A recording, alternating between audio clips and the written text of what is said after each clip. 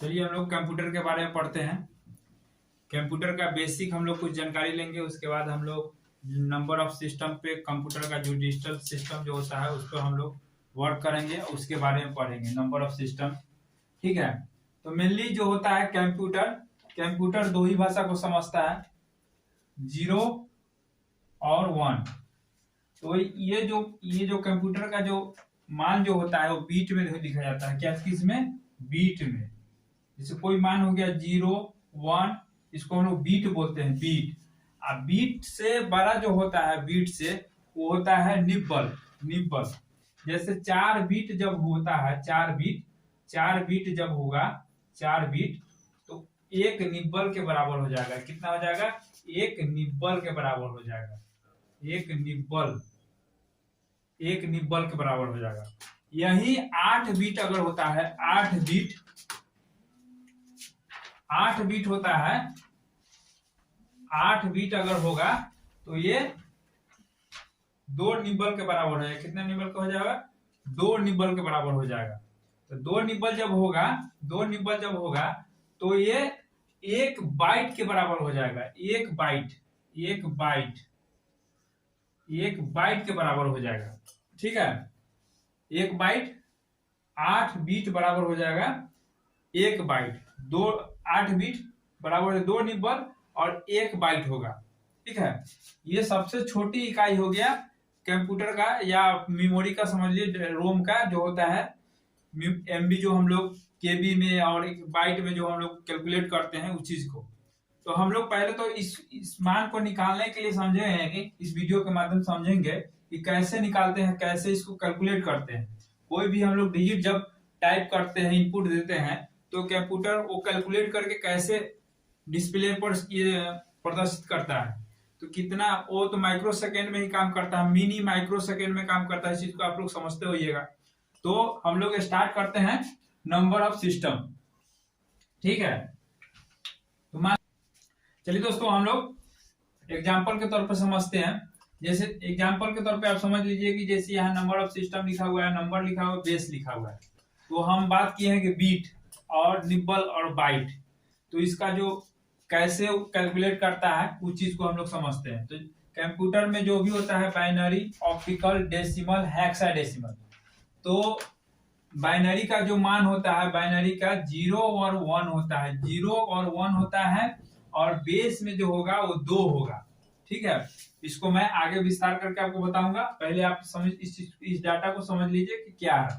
उसका ऑप्टिकल में मान देता है, ऑप्टिकल में तो 0 1 2 3 4 5 6 7, इसका जो बेस होगा तो ये 8 डिजिट हुआ, यहाँ 8 डिजिट हुआ, तो 8 बेस में होता है, आधार इसका 8 होगा।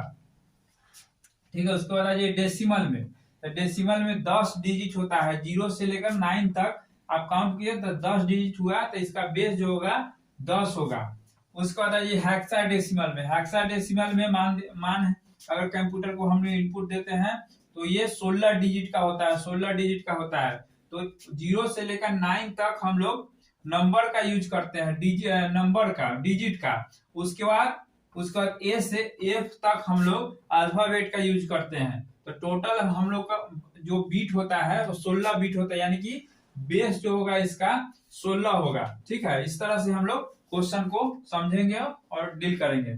तो फर्स्ट में हम लोग देख लेते हैं, कोई मान अगर बाइनरी में दे दिया, आपसे पूछ दिया कि डेसिमल में क्या होगा, तो मान लीजिए सपोर्ट जैसे आप देख लीजिए कि 1 1 0 1, ये आपका क्या है, ये आपको बाइनरी में दे दिया। जैसे यहाँ 2 लग गया तो बाइनरी हो गया, और आपसे पूछ रहा है इक्वल दे करके, आपसे पूछ देगा बाइनरी में दे करके, आपसे पूछ दिया कि डेसिमल में, तो 10 लग गया बेस में 10 लग गया, तो ये पूछ रहा है कि डेसिमल में इसका मान क्या होगा। तो हमको कैसे बनाएंगे, तो आपको जो मान दिया रहेगा, इसका बहुत लंबा चौड़ा कैलकुलेशन है, तो मैं आपको एकदम शॉर्ट कंसेप्ट के माध्यम से बता रहा हूँ, आप कभी नहीं भूलिएगा। इस तरह से ही एग्जाम में हल कीजिएगा, आपको क्वेश्चन श्योर सही होगा। ठीक है, ज्यादा डीपली कैलकुलेट करने की कोई जरूरत नहीं है। तो जो मान दिया रहेगा, मान लीजिए बाइनरी में दिया, हमको डेसिमल में निकालना है, तो डेसिमल में निकालना है तो जो मान दिया है वो उसको नीचे उतार देंगे, 1 1 0 1, सबको डबल कर देना है नीचे, 1 2 4 8 और जो जीरो के नीचे जो मान होगा उसको कट कर देना है, यानी कि ऐड नहीं करना है। उसके बाद जो 1 के नीचे जो मान है उसको ऐड करना है। तो 8 और 4 कितना हुआ 12 और 1 13, तो यहाँ 13 हो जाएगा, 13 हो जाएगा। यहाँ 13 आंसर हो गया आपका डेसिमल में। इसी मान को हम अगर रिवर्स करके देखते हैं कि क्या ये सही है, इतना बाइनरी आ रहा है, जितना 13 डेसिमल बाइनरी दे करके डेसिमल पूछा है तो 13 आ गया। अगर 13 हम डेसिमल दे करके बाइनरी निकालते हैं तो आता है कि नहीं, इस चीज को हम लोग प्रूव भी कर लेंगे और डेसिमल से बाइनरी भी आ जाएगा निकालने। तो देखिए दोस्तों, यहाँ मान लिए कि 13 है, 13 डेसिमल में दे दिया और हमको निकालना है क्या में, बाइनरी में। बाइनरी का बेस जो होता है 2 और यहाँ डेसिमल का जो होता है 10 होता है। तो या फिर वही कंसेप्ट लगाएंगे हम लोग, जो मान दिया है उसको उतारेंगे और उसके बाद जो मान दिया उतार देंगे और इसमें 1 2 4 8। तो हम लोग इस चीज को जब लिखेंगे तो जो दिया रहेगा डेसिमल में मान उतना ही के मिनिमम में लिखना है, मैक्सिमम में नहीं लिखना है, ठीक है। तो देखिए यहाँ अगर 8 के डबल हम करते हैं 16 तो 13 से ज्यादा हो जाएगा, तो इस चीज को हम लोग नहीं लिखेंगे। जो मान दिया रहेगा डेसिमल में उसका मिनिमम ही वैल्यू लिखेंगे।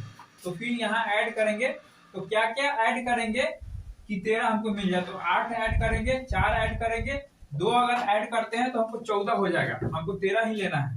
तो यहाँ 0 और 1 तो आ गया दोस्तों। देखिए यहाँ 1 1 0 1 बेस में 2 है तो यहाँ 2 हो गया। ये आपको डेसिमल टू बाइनरी हो गया, डेसिमल टू बाइनरी हो गया। इसी तरह से आप नेक्स्ट कंसेप्ट को समझ सकते हैं कि किस तरह से होगा। जैसे आपसे कोई पूछ देगा बाइनरी टू ऑप्टिकल में, बाइनरी टू ऑप्टिकल में हम लोग देखते हैं, बाइनरी टू ऑप्टिकल में, बाइनरी टू ऑप्टिकल में तो बाइनरी टू ऑप्टिकल में देखते हैं। तो मान लिए कोई बाइनरी का मान दे 1 1 0 1 1, ठीक है, ये बाइनरी में हो गया। आपसे पूछ देगा कि आप बताइए कि ऑप्टिकल में इसका मान क्या होगा। तो ऑप्टिकल में ऐसे दे देगा 8। तो आपको समझ आना है कि जब भी 8 जब लिखा हुआ बेस में तो ये क्या होगा, ये ऑप्टिकल में दिया हुआ है। क्या में दिया हुआ है, ऑप्टिकल में, सॉरी बाइनरी में देकर के ऑप्टिकल में पूछ रहा है। ये जब बेस से हम लोग पकड़ते हैं कि बेस में क्या है, इतना मान को तो आपको याद करना पड़ेगा, उसके बाद ही नेक्स्ट आपको समझ में आएगा और आप इजी तरीका से बना सकते हैं। इसको बनाने का बहुत ही अच्छा कंसेप्ट है दोस्तों। देखिए जब बाइनरी में दे दिया, वहां हम लोग डेसिमल में निकाले हैं तो डबल किए हैं, यहाँ हम लोग पेयर में लेंगे आंसर। क्या पेयर बनाएंगे, तो पेयर कैसे बनाएंगे, जो मान दिया है वह उसको उतारेंगे 1 1 0 1 1। तो यहाँ 3 3 का पेयर बनाना, क्या 3 और इधर 3, तो इधर तो 3 पूरा गया, इधर 3 नहीं पूरा तो 0 ले लेंगे, ठीक है। उसके बाद इसको जो 1 2 4 3 का पेयर हो गया, फिर यहाँ करेंगे 1 2 4, ठीक है। और जो नीचे 0 के नीचे जो मान है उसको हम लोग स्किप करते हैं, यानी छोड़ देते हैं। तो 4 को छोड़ देंगे फिर इधर 4 को छोड़ देंगे और इसमें क्या बचा 2 और 1 3 हो गया इसमें एक पेयर में, और इसमें भी 3 हो गया। तो कितना हो गया 33 आपका ऑप्टिकल में आंसर आ गया। कितना आ गया 33 आपका ऑप्टिकल में आंसर आ गया, ठीक है दोस्तों। इसके बाद मैं इसका और वीडियो कंसेप्ट बनाएंगे। इस वीडियो में इतना ही रहने देते हैं ताकि लंबा वीडियो हो जाने के कारण कोई देख भी नहीं पाता है और पूरा माइंडली ही हो जाता है। तो इसलिए मैं आपको इतना ही कंसेप्ट बता रहा हूँ। जैसे आज मैं इस वीडियो के माध्यम से बता दिया आपको कि बाइनरी से डेसिमल में निकाल दिए और बाइनरी से ऑप्टिकल में, और नेक्स्ट वीडियो में आपको मैं बताऊंगा कि बाइनरी से हेक्सा में, ठीक है, और हेक्सा से बाइनरी में कैसे जाएंगे, इस चीज को हम लोग समझेंगे, ठीक है। और आज के वीडियो में इतना ही दोस्तों। जय हिंद, जय भारत।